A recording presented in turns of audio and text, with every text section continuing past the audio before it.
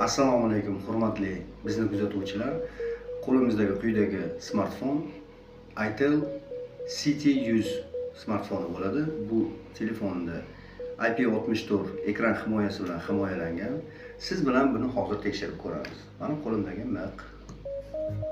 Operator sal yaqinroq keling. Mana ko'rib turganingizdek ishlab turgan telefon.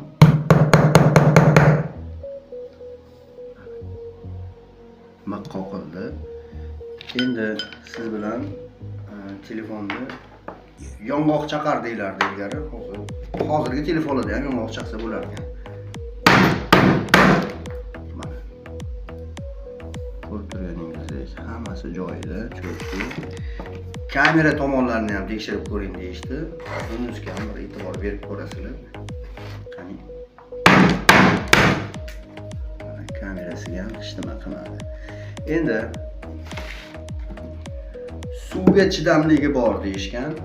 Hozir uni ham siz bilan tekshirib ko'ramiz. Qani, ko'rib turibsiz, mana ishlab turgan telefon.